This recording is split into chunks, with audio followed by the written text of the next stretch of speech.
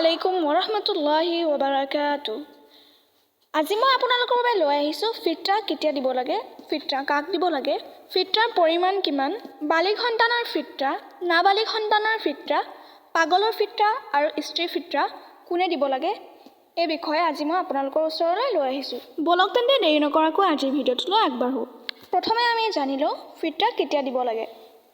ঈদৰ নামাজৰ বাবে ঈদগাহ ময়দানলৈ যোৱাৰ পূৰ্বে ফিতৰা আদায় দিয়া মুস্তাহাব।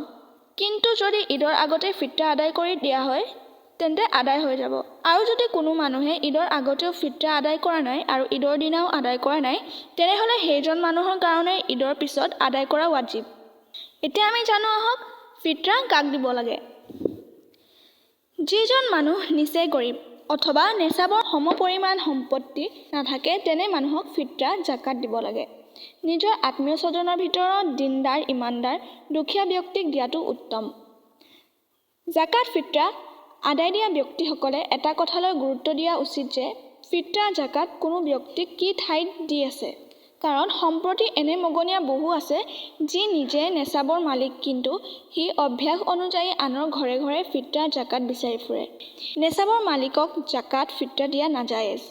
গৰীব আলিম উলমা অথবা মাদ্ৰাছাত পঢ়ি থকা ছাত্ৰ ছাত্ৰীক জাকাত ফিতৰা দিলে দ্বিগুণ সওৱাব পোৱা যায়। জাকাত আদায় কৰা আৰু দিনী খেদমতত সহায় কৰা তদ্ৰুপ জাকাতৰ মালেৰে ধৰ্মীয় কিতাপ কিনি নাইবা গৰীব আলিমে লিখা কিতাপ ইত্যাদি ছপাই দিলেও বহু গুণ সওৱাব পোৱা যায়।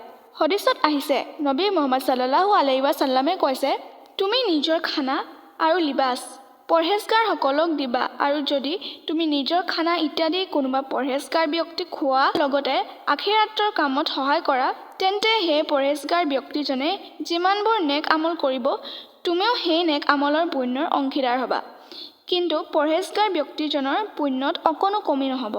যিহেতু তুমি তেওঁৰ উদ্দেশ্যত অৰ্থাৎ ইবাদত কৰাত সহায় কৰিছা আৰু তেওঁক খাদ্য ইত্যাদিৰে নেক কামত আগবঢ়াইছা আৰু যেতিয়া তুমি খাদ্য ইত্যাদি ৰিয়াকাৰ অথবা আল্লাহৰ নাফৰমান মুনাফিকক খোৱাবা আৰু সাংসাৰিক সহায় কৰা ব্যক্তিজনে বেয়া কাম কৰিলে তুমিও পাপৰ অংশীদাৰ হ'বা।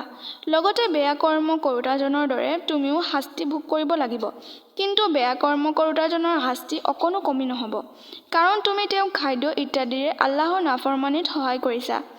মোৰ মৰমৰ ভাই ভনীসকল, আপোনালোকে দিল খুলি এখলাছৰ সৈতে অধিক পৰিমাণে শক্তি অনুযায়ী আল্লাহৰ ৰাস্তাত ধৰ্মীয় মাদ্ৰাছাত দান খয়ৰাত কৰি পবিত্ৰ কোৰআন হাদিছ প্ৰচাৰ কৰাত সহায় কৰিব আৰু ইয়াৰ দ্বাৰা আপোনালোকৰ দিন দুনিয়াত উপকাৰ হ'ব। এতিয়া আমি জানি লওঁ আহক ফিতৰাৰ পৰিমাণ। এজন লোকৰ ফিতৰাৰ পৰিমাণ হ'ল 1 কিলো 576 গ্ৰাম 640 মিলিগ্ৰাম ঘেঁহু নাইবা তাৰ মূল্য। এতিয়া আমি জানি লওঁ আহক বালিগ সন্তানৰ ফিতৰাৰ বিষয়ে।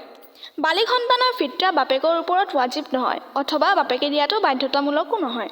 কিন্তু যদি বাপেকে বালিগ সন্তানৰ ফিতৰা দিয়ে তেনেহ'লে আদায় হৈ যাব। এতিয়া আমি জানো আহক নাবালিগ সন্তানৰ ফিতৰাৰ বিষয়ে। নাবালিগ সন্তানৰ ধন সম্পত্তিৰ যদি নেচাবৰ পৰিমাণ থাকে তেনেহ'লে বাপেকে তাৰ সম্পত্তিৰ পৰা ফিতৰাই আদায় কৰি দিব আৰু যদি নাবালিগ সন্তানৰ নেচাবৰ পৰিমাণ সম্পত্তি নাথাকে তেনেহ'লে বাপেকে নিজৰ সম্পত্তিৰ পৰা নাবালিগ সন্তানৰ ফিতৰা আদায় কৰিব। এতিয়া আমি জানো আহক পাগলৰ ফিতৰাৰ বিষয়ে। যদি পাগল নতুবা বেআকল বালিগ সন্তানৰ নেচাবৰ সমপৰিমাণ মাল থাকে তেতিয়া বাপেকে তাৰ মালৰ পৰা ফিতৰা আদায় কৰিব। যদি সম্পত্তি নাথাকে বালিগ সন্তান হ'লেও বাপেকৰ সম্পত্তিৰ পৰা পাগল নতুবা বেআকল সন্তানৰ ফিতৰা আদায় কৰিব। এতিয়া আমি জানো আহক স্ত্ৰীৰ ফিতৰাৰ বিষয়ে। স্ত্ৰীৰ ফিতৰা স্বামীৰ ওপৰত ৱাজিব নহয়, স্ত্ৰী নিজে আদায় কৰিব লাগে। স্বামীয়ে স্ত্ৰীৰ ফিতৰা আদায় দিলে আদায় হৈ যাব। আজিৰ এই ভিডিঅ'টোত ইমানে। আজিৰ এই ভিডিঅ'টো চাই কেনে পালে কমেণ্টত জনাব আৰু যদি ভাল পালে তেন্তে আপোনালোকৰ বন্ধু বান্ধৱীসকলৰ লগতো শ্বেয়াৰ কৰি দিব আৰু নেক্সট কেনেকুৱা ভিডিঅ' আপোনালোকক লাগে কমেণ্টত জনাব। আজিলৈ ইমানতে সামৰিছোঁ। আকৌ নেক্সট ভিডিঅ'ত লগ পাম। আসসালামু আলাইকুম ওৰহমাতুল্লাহি ওবাৰাকাতুহ।